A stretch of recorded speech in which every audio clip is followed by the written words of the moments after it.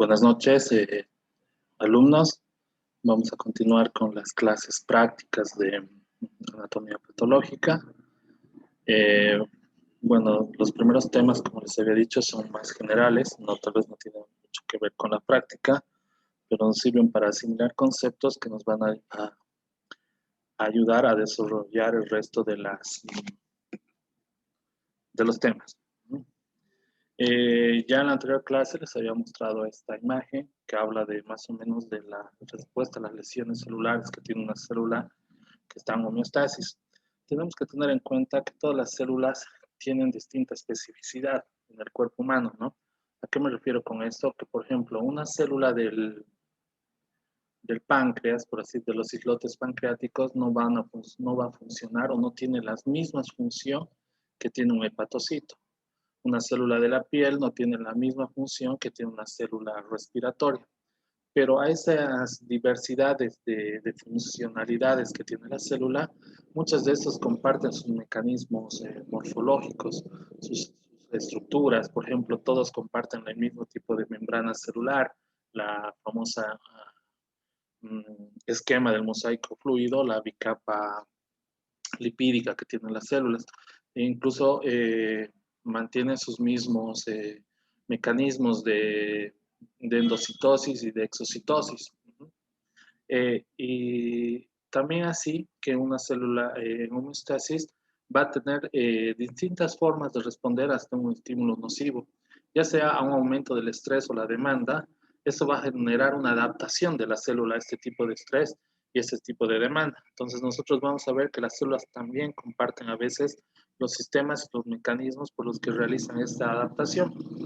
Y vamos a abordar obviamente qué tipos de adaptaciones celulares presentamos. Y obviamente también lo que representa esta imagen es que ante un estímulo dañino o una célula incapaz de adaptarse, viene la lesión celular o la muerte celular.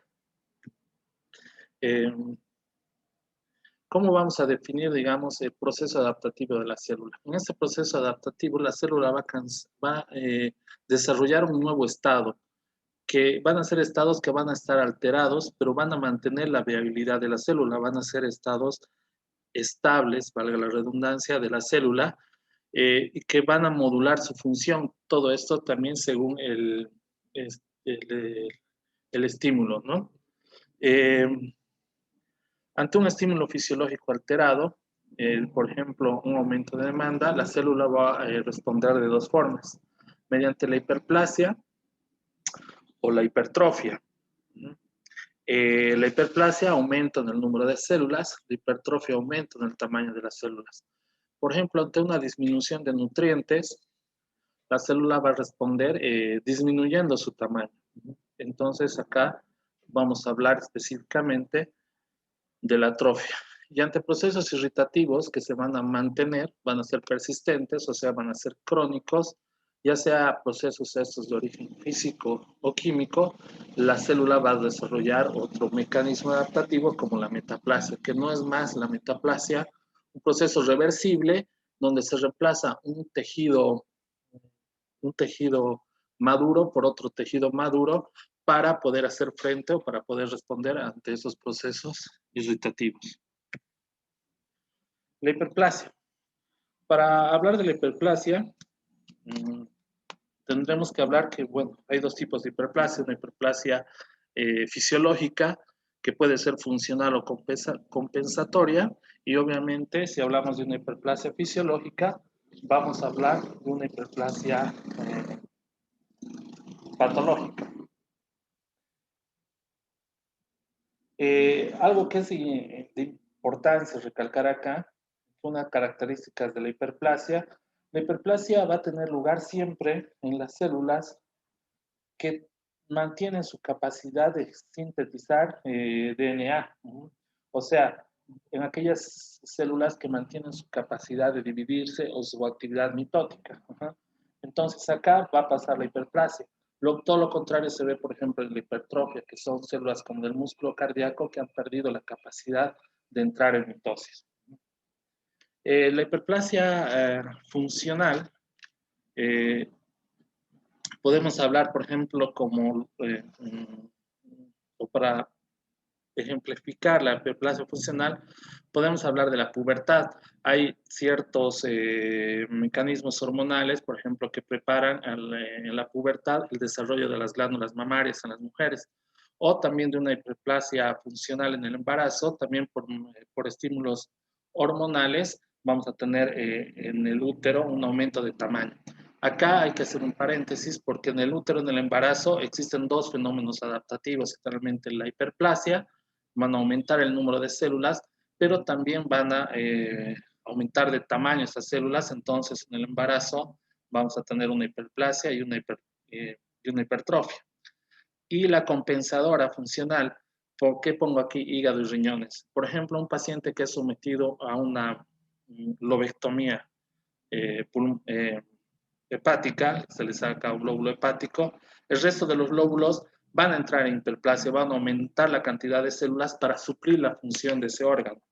Lo mismo pasa en los riñones. Si un paciente, por ejemplo, es nefrectomizado, se le saca un riñón, el riñón contralateral va a ser lo mismo, ¿no? va a haber una hiperplasia funcional para compensar la pérdida del otro órgano. ¿Cuáles son los mecanismos de hiperplasia? La hiperplasia generalmente se debe a una producción local y aumentada de factores de crecimiento, pero también va a haber un aumento de los factores de crecimiento en este tipo de los receptores de los factores de crecimiento. O sea, va a haber, las células van a aumentar sus receptores para los factores de crecimiento, pero también va a haber mayor producción de este tipo de factores de crecimiento. En la hiperplasia hormonal, las propias hormonas actúan como factores de crecimiento y desencadenan diversas alteraciones genéticas, celulares, que van a dar paso a este mecanismo adaptativo, ¿no? Y en la hiperplasia patológica también vamos a encontrar, digamos, algunos factores hormonales o por aumento de factores de crecimiento. En la hiperplasia patológica, por ejemplo, vinculada a factores hormonales, vamos a encontrar la hiperplasia endometrial. También podemos poner como este ejemplo la hiperplasia prostática benigna, ¿no? Donde va a haber un aumento en el número de células. En el caso de una hiperplasia endometrial, todos sabemos que el endometrio, la mucosa del endometrio, se prepara para recibir al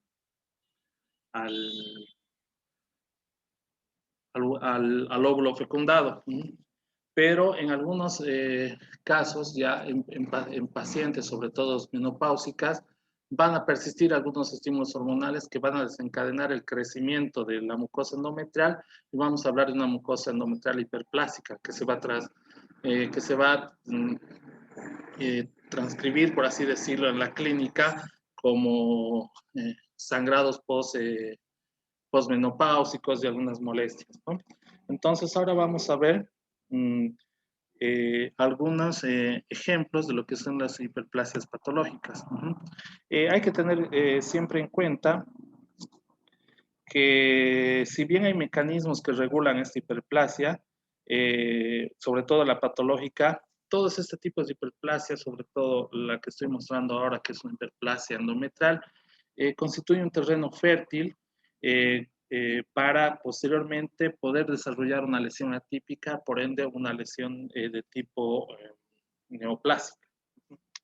Acá les estoy mostrando una mucosa endometrial con un aumento en el número de glándulas. Ustedes pueden ver, las glándulas están muy confluentes, espalda con espalda o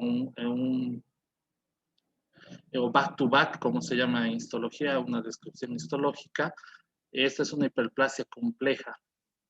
Acá les podemos mostrar un ejemplo de lo que es una hiperplasia simple. Hay un aumento en el número de glándulas, pero hay mayor espacio de estroma entre las glándulas.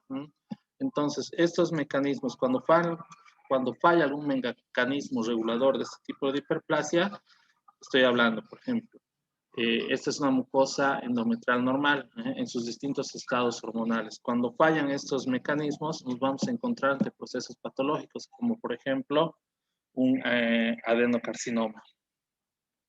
Este es el ejemplo de un adenocarcinoma vello-glandular en ambas fotografías microscópicas, donde se ven glándulas aumentadas de tamaños, distorsionadas, con un aumento de células o de núcleos en sus, que conforman estas glándulas, estos núcleos atípicos, dispuestos en patrón sólido. Y esta es una imagen macroscópica, ¿no? Este es un útero, esta es la trompa uterina, el ovario, esta es la otra trompa uterina, el ovario, y al corte por su cara anterior vemos que la cavidad endometrial, perdón,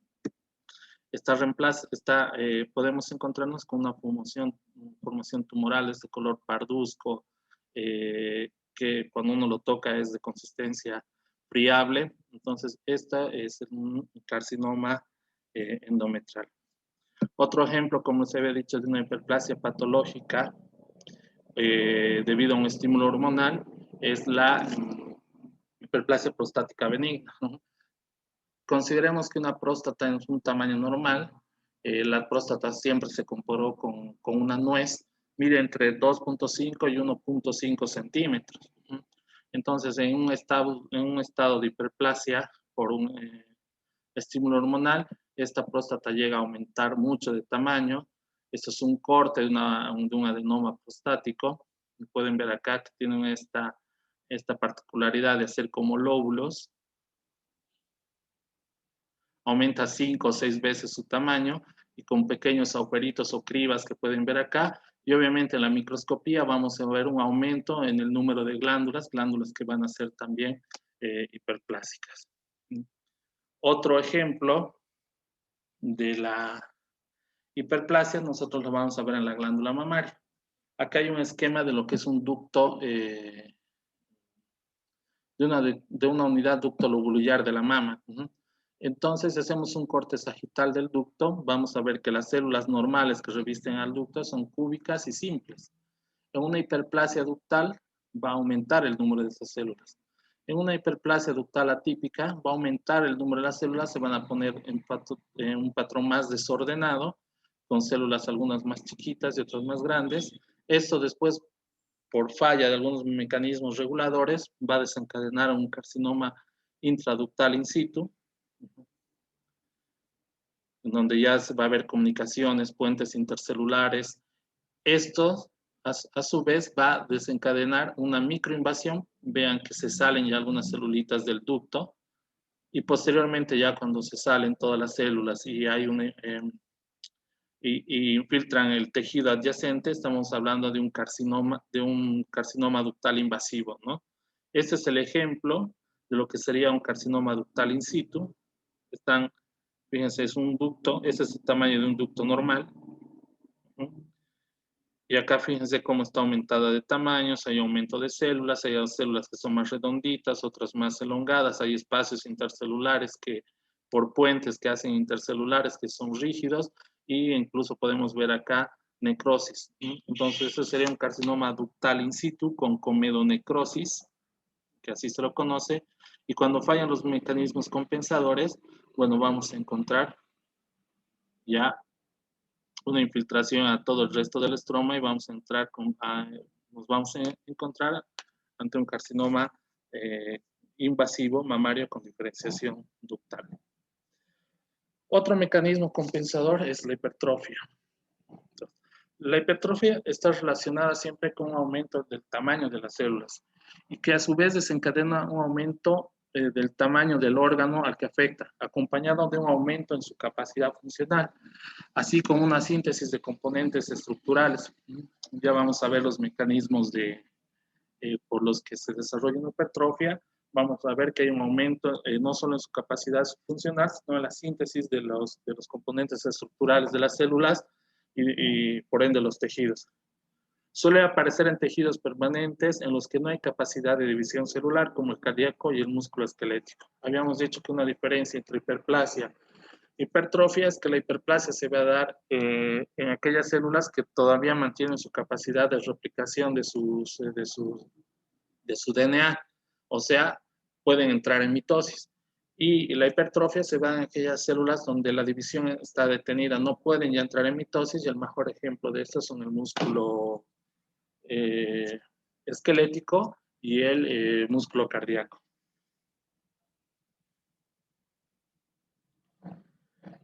Entonces también en la hipertrofia vamos a tener en cuenta que nos vamos a encontrar procesos de una hipertrofia que puede ser fisiológica y otra hipertrofia que puede ser patológica.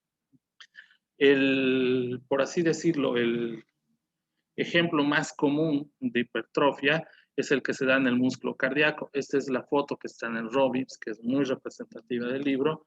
Acá ven un miocito normal, un corte sagital del corazón, donde ustedes van a ver que las cavidades cardíacas se pueden ver, se notan. Entonces, ante un fenómeno, ante un estímulo de daño celular, entonces el miocito se va a hipertrofiar. Como pueden ver aquí, va a haber un aumento de tamaño. ¿Cómo se va a traducir macroscópicamente? Vean que las cavidades, por así decirlo, cardíacas ya no se notan como en el tejido normal, ¿no? Hay un aumento de espesor de la pared.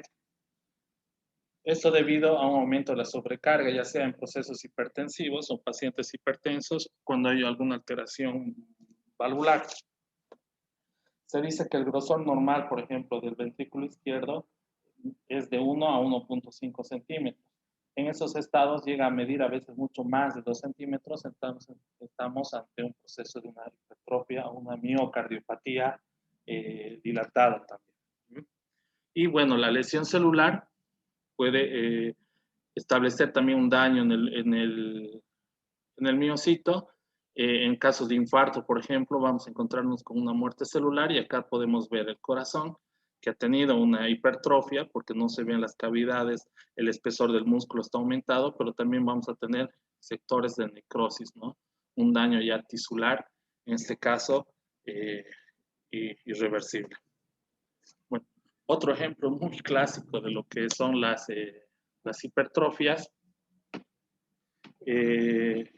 es el aumento en la sobrecarga o en el aumento del trabajo del músculo, ¿no? Siempre se pone el ejemplo acá, por ejemplo, de los fisiculturistas. Mayor trabajo en el músculo tiene que adaptarse, aumentar de tamaño y para compartir el esfuerzo que tiene al haber mayor demanda para aguantar esa sobrecarga muscular. Ese es un ejemplo, digamos, de una hipertrofia fisiológica. Se retira ese estímulo del trabajo, entonces la célula puede volver a su tamaño normal.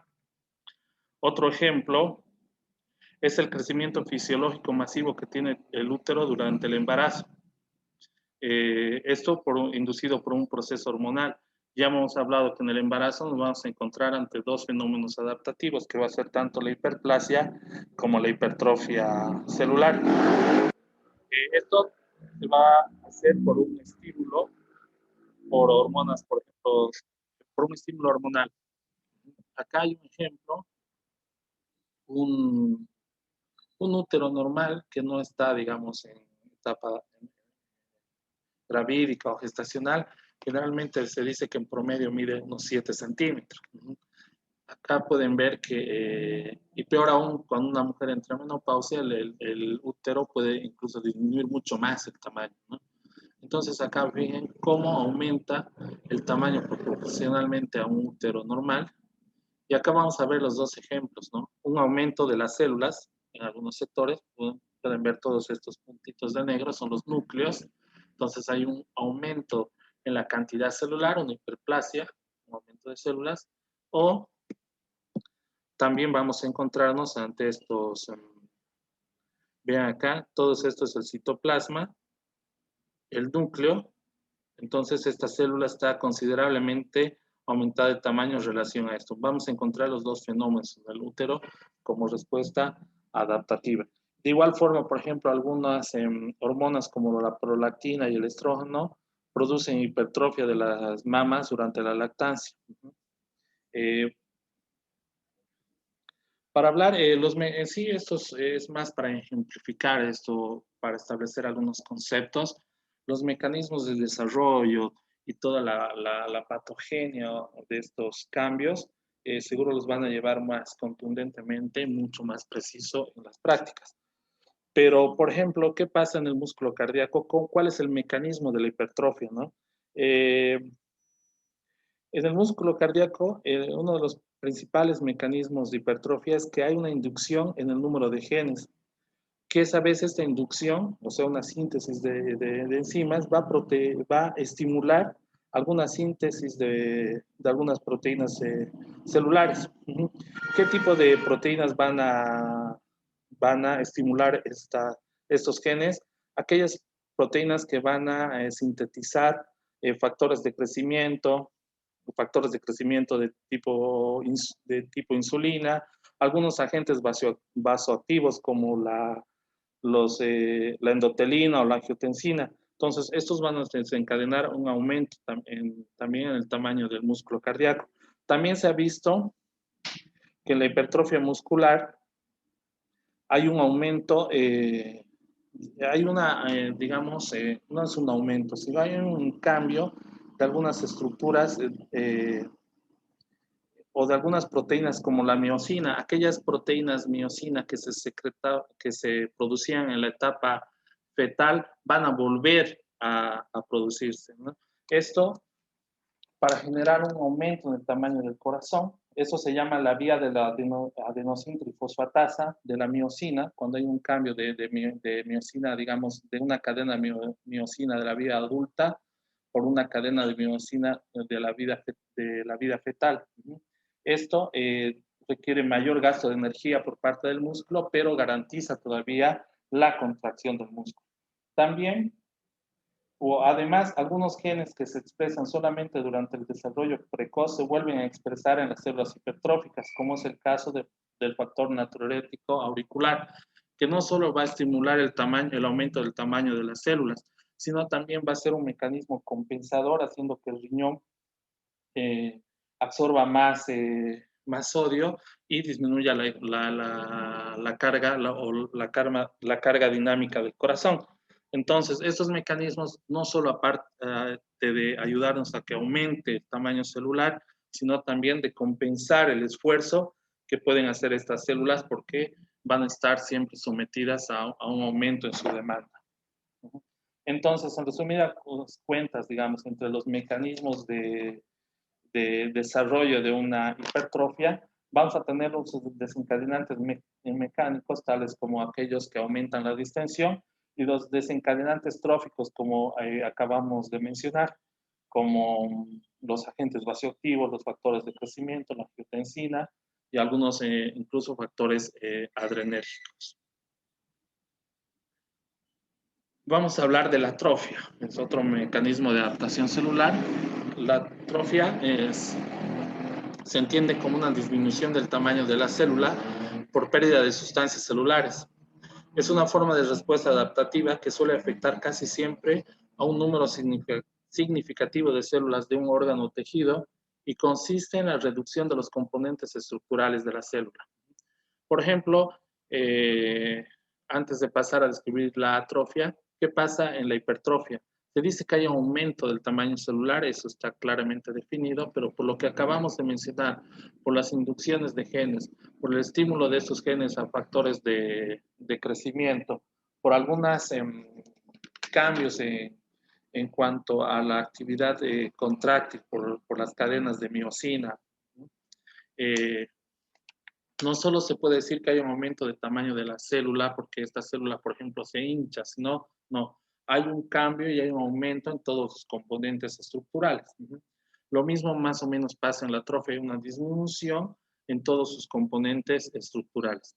Hay muchos mecanismos que pueden inducir a una atrofia patológica, con una carga de trabajo disminuida. Cuando, por ejemplo, cuando un miembro roto, cuando una persona tiene una fractura, ¿qué pasa? Se inmoviliza, se enyesa y está con ese yeso por varios meses hasta que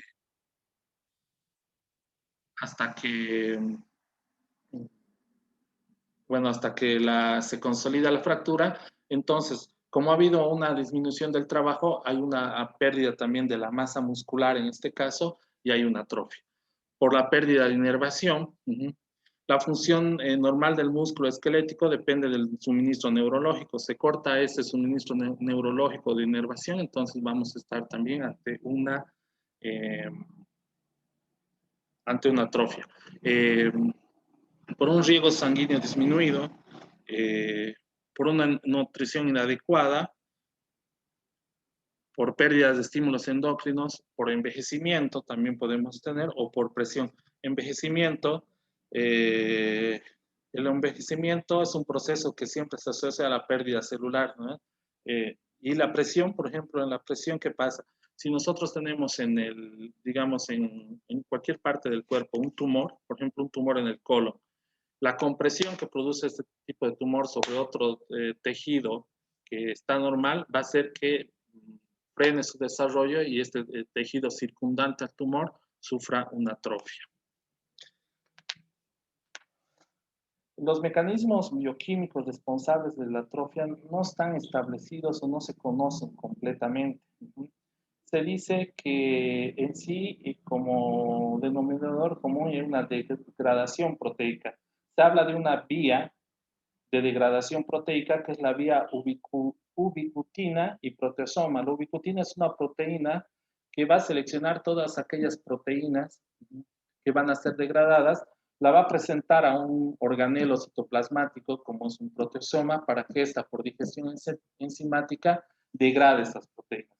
Entonces, digamos, se dice que el mecanismo por el cual se desarrolla una atrofia es el de degradación proteica. Vamos a hablar de otro fenómeno adaptativo, que es la metaplasia. Se denomina así a un cambio reversible mediante el cual una célula es sustituida por otra célula adulta de un tejido diferente, es decir, sería la sustitución adaptativa de unas células sensibles a una por determinada causa por otras células que son capaces de resistir mejor algún tipo de estímulo o algún tipo de patogenia. La metaplasia no resulta de un cambio del fenotipo de la célula. O sea, no, yo tengo una célula pavimentosa y de pronto va a cambiar el fenotipo y se va a volver una célula glandular. No es así, sino tiene que ver con una reprogramación de las células madres. ¿De dónde viene esta reprogramación de las células madres? El tejido circundante a la célula, ya sea las fibras de colágeno, la fibrosis o todo el tejido pericelular, van a secretar ciertos factores que van a ayudar a una reprogramación de las células madres para que éstas puedan empezar a producir otro tipo de tejido. Ya les había dicho que estos estímulos responden la metaplasia a un fenómeno irritativo persistente o crónico. Siempre la metaplasia, uno diría, ¿no? Bueno, yo tengo un tejido que está siendo irritado, pero lo estoy reemplazando por otro tejido más fuerte que va a aguantar esta irritación. No siempre es así. Más bien la metaplasia en anatomía patológica, por ejemplo, cuando nosotros la vemos al microscopio en la mayoría de los órganos, siempre es un parámetro para estar alertas porque a partir de estas metaplasias se pueden desarrollar una serie de alteraciones, como por ejemplo algunos procesos neoplásicos. Esto, por ejemplo, es un esófago de Barrett. El tipo de metaplasia más común, hay que decirlo, que es del epitelio glandular al pavimentoso. El esófago de Barrett es distinto, va del pavimentoso al glandular. Entonces, cuando hay, digamos, un proceso irritativo en el esófago por un reflujo, se reemplaza por tejido glandular, símil al tejido que tenemos en el intestino, que son capaces de aguantar mejor, digamos, alguna secreción de algunos ácidos intestinales o gastrointestinales. Pero cuando los mecanismos compensadores de esto fallan, eso se puede convertir en un adenocarcinoma esofágico.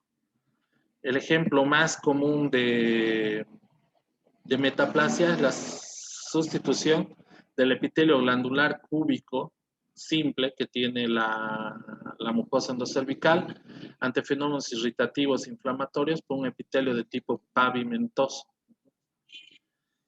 También podemos ver metaplasia intestinal en el estómago. Esta es una técnica de tricrómico de Masson. Esta es una mucosa antral del estómago y vean, todos aquellos que se tiñen con azul son células mucosas o mucosecretantes, o sea, hay una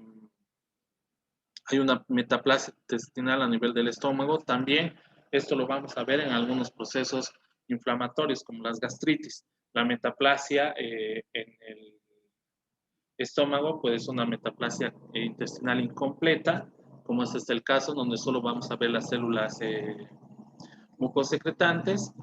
Esta es una incompleta, y la completa es cuando ya vamos a ver algunas células de Paneth, algunas vellosidades y todo eso. Entonces, todos los que acabamos de mencionar son procesos adaptativos de las células, ¿no? La hiperplasia, la hipertrofia, la atrofia y la metaplasia. Los mecanismos los hemos tratado de sintetizar un poco, pero los mecanismos en sí, digamos, a mayor profundidad, seguro los van a ver en sus clases teóricas. Bien, entonces, como les he dicho, voy a subir esta clase otra vez al canal de YouTube para que ustedes la puedan ver y, bueno, obviamente van a poder ver las diapositivas. Vayan leyendo, les recomiendo el libro, como siempre, el libro de Robbins, donde está mucho más, es mucho más explicativa todo este proceso de adaptaciones celulares. La próxima clase ya nos vamos a meter en otro tipo de lesión, que es la muerte celular, o el daño que puede ser reversible o irreversible en la célula, y vamos a hablar de los tipos de muerte celular, como la apoptosis y la necrosis. Bueno, sin más que decirles, bueno, suscríbanse al canal, sería bueno para que empecemos a hacer algunas actividades también mediante YouTube, mediante los comentarios en YouTube. Bueno, entonces, buenas noches y hasta la próxima clase.